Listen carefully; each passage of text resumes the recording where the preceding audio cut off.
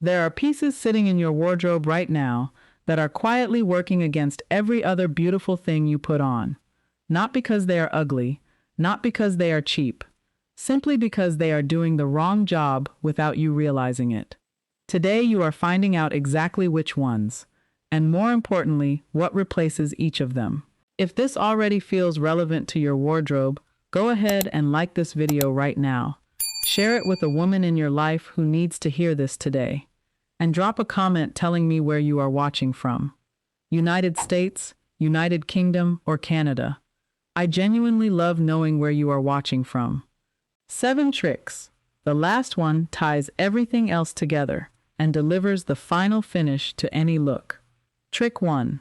Replace the structured bolero with a layer that creates continuity. The bolero had its moment.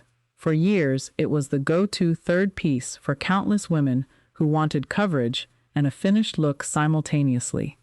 And the promise seemed logical. A short jacket over a dress. Problem solved.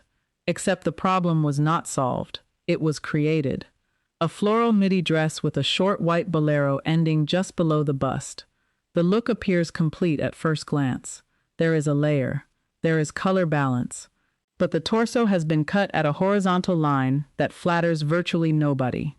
The look aged itself by 10 years without the woman wearing it understanding why. Remove the bolero. Replace it with a light beige blazer with a soft shoulder worn open at the front. Same dress underneath.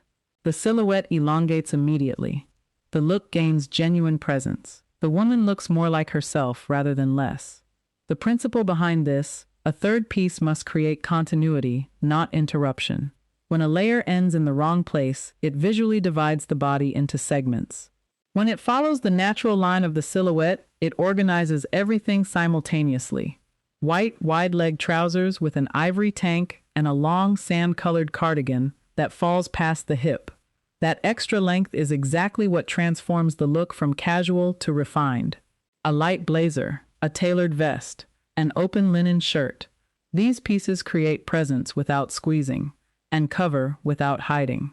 Trick 2. Replace capri pants with ankle length or slightly above. This one sounds simple, and it is, which is exactly why it is so consistently overlooked. The myth that capri pants are practical and flattering has survived longer than it should have. The reality is that a capri pant ends at the widest point of the calf almost every single time. And ending at the widest point of any part of the body is never the most flattering geometric decision available to you. This is not an opinion. It is literally just how measurements work. Straight white ankle-length trousers with a light blue linen shirt and nude slingbacks. The leg line continues uninterrupted. The woman appears aligned and elongated without any additional effort. Now swap those for capri length. The leg stops at the wrong point. The entire silhouette fragments, and the look loses whatever elegance the clothes above the knee were building. The zone that organizes the silhouette is ankle length or very slightly above it. Anything that cuts before that point interrupts rather than completes. Beige cigarette trousers with an off-white blouse and a pointed toe flat. Simple, clean, and completely refined. The hem is doing more work than the fabric. Trick 3. Replace the thin clinging knit with fabric that dresses instead of reveals. You have beautiful trousers, a perfect earring, a look you genuinely felt good about assembling. And something about the final picture is still ordinary. The clothes look like they cost less than they did. 9 times out of 10, the culprit is a thin knit top clinging to everything it touches, showing the bra line, letting every seam underneath announce itself, erasing all the intention of the pieces around it. Quality fabric does not cling, it dresses. There is a fundamental difference between those two words, and once you feel it in fabric form, you will never reach for the thin, clinging version again. An ivory crepe blouse with chocolate wide-leg trousers and a simple gold earring. The fabric follows the body without revealing it. The look has weight, drape, and genuine finish. A substantial structured knit blouse with straight beige trousers and a cognac belt. A structured cotton shirt with dark clean jeans and a wine bag. In both cases, the fabric is doing active work.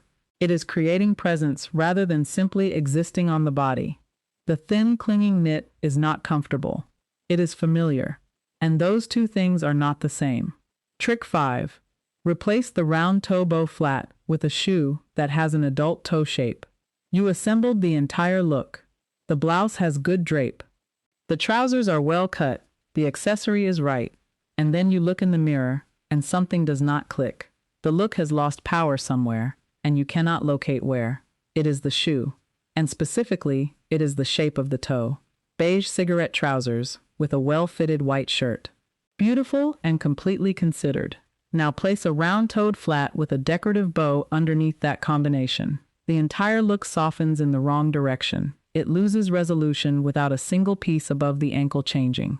Swap it for a nude pointed toe flat. The silhouette elongates. The combination gains finish. The clothes begin to look like they were chosen with full intention. The heel is not the deciding factor here. It is the toe shape. A slightly elongated toe, even on a completely flat shoe, creates a clean line that organizes the entire silhouette below everything above it. A low slingback with a navy midi dress and a structured bag. A caramel loafer with dark clean jeans and an off-white blazer. A nude mule with a midi skirt and a boat neck blouse. None of these have heels. All of them have presence. Comfort and elegance are not in competition as long as the shoe design is deliberate. Trick 6. Replace the soft, shapeless bag with one that has noble structure. And here it is, the one I promised from the beginning. The trick that ties everything else together and delivers the final finish to any look you assemble. The bag. It seems like a small detail. It is carried almost as an afterthought in most women's morning routines. And that is precisely why it holds so much power over the complete picture. Because nobody is watching it carefully, and it is watching everything. When a bag is large and soft with a drooping strap and leather that has lost its shape, it silently dismantles everything you built above it. The clothes can be impeccable, the shoe can be exactly right, but the bag communicates one thing before anything else is registered: how much this look was thought through to the very end. A soft, misshapen bag says it was not. A structured white shirt with straight beige trousers and caramel mules. Everything clean and aligned. In the hand, a large soft bag with no structure. The look loses presence in 1 second. Now the identical clothes with a medium caramel bag in firm leather. Short handle. Simple, clean closure. The woman appears to be a completely different level of person. The clothes did not change. The look gained its finish. Stylists call this noble structure. A piece that organizes the complete look simply by existing with shape and intention. A firm wine bag over an off-white dress and nude sandals. A structured brown bag with dark clean jeans and a sand blazer. The bag does not announce itself, it finalizes.